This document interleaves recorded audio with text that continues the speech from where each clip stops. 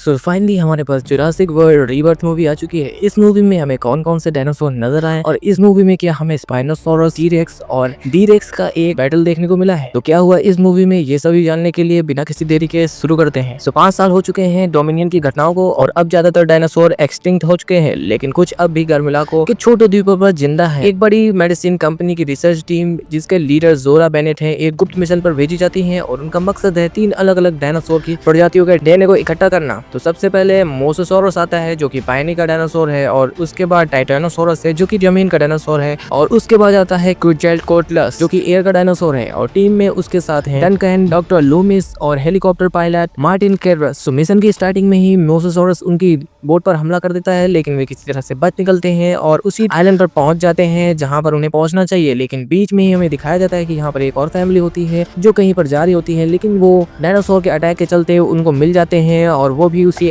Island पर पहुंच जाते हैं। और रास्ते में हमें स्पाइनोसॉरस भी दिखाए जाते हैं जो कि उनकी बोट पर अटैक कर देते हैं, जिसकी वजह से ना चाहते हुए भी उनकी बोट डिस्ट्रॉय हो जाती है और वो बोट आइलैंड पर जाकर ही फंस जाती है, जिसकी वजह से अब उन लोगों को आइलैंड पर जाकर डायनासोर का डीएनए कलेक्ट करने के अलावा कोई उपाय सूझता ही नहीं है। जंगल के अंदर तक एक खतरनाक स्पाइनोसॉरस उनका पीछा करता है, लेकिन टीम और फैमिली किसी तरीके से उससे बच जाते हैं। लेकिन यहाँ पर टीम और फैमिली दोनों ही अलग हो जाते हैं। तो यहाँ पर टीम सबसे पहले उस जंगल में जाती है जहाँ पर टाइटानोसॉरस रहते हैं। यहाँ पर वो उनका डीएनए बहुत ही आसानी से ले लेते हैं क्योंकि वो शाकाहारी डायनासोर होते हैं, लेकिन ये डायनासोर बहुत ही ज्यादा विशालकाय होते हैं। इसके बाद उन्हें क्विटज़ेलटकोटलस का डीएनए कलेक्ट करना होता है, जिसके लिए वो एक माउंटेन से नीचे क्लाइंबिंग करते हैं और यहाँ पर वो लोग उसके अंडे से डीएनए निकाल ही रहे होते हैं। तभी वहाँ पर वो डायनासोर आ जाता है और उन पर हमला कर देता है। इसी भगदड़ में उनका एक साथी मारा जाता है और उसके बाद वो लोग पहुंच जाते हैं पुरानी और सीक्रेट इंजन लैब में, जहाँ पर पहले कई सीक्रेट जेनेटिक एक्सपेरिमेंट किए गए थे। वहीं पर उनका सामना होता है म्यूटोडॉन से। ये एक उड़ने वाला रैप्टर जैसा दिखने वाला डायनासोर है जो कि बहुत ही तेज और डेंजरस है। और तभी हमें दिखाया जाता है कि उन्हें बचाने के लिए कहीं से एक हेलीकॉप्टर आ जाता है, लेकिन हमें पता चलता है कि यहाँ पर डी-रेक्स आ चुका है। जैसे ही डिस्टॉर्स उनके सामने आता है तो वो उस हेलीकॉप्टर की लाइट से अट्रैक्ट हो जाता है और उसके बाद उस हेलीकॉप्टर को पकड़ लेता है। और यहाँ पर इस डी-रेक्स का साइज बहुत ही ज्यादा बड़ा था। डी-रेक्स एक बहुत ही ज्यादा डेंजरस प्रेडेटर है जिसमें की 6 पैर है और ये बहुत ही ज्यादा डरावना दिखता है, बिल्कुल एक एलियन की तरह। अब टीम को समझ में आ जाता है कि असली खतरा यही है और यही वो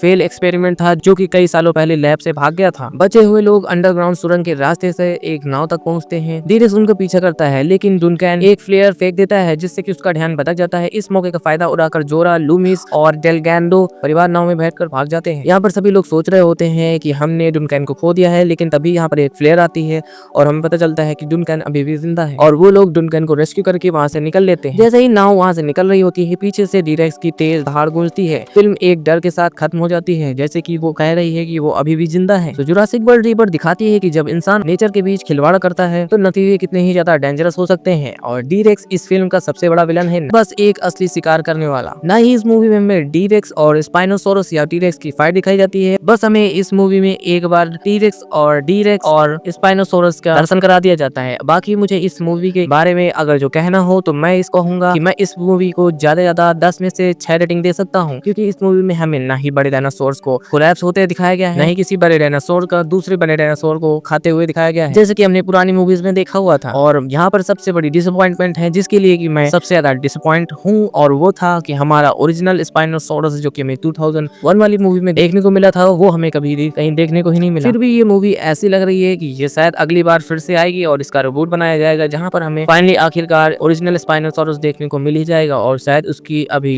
डी-रेक्स से फाइट होनी बाकी है। तो कैसी लगी है आपको कहानी, कमेंट में जरूर बताएं। तब तक लिए मिलते हैं फिर किसी वीडियो में। जय हिंद, बाय बाय।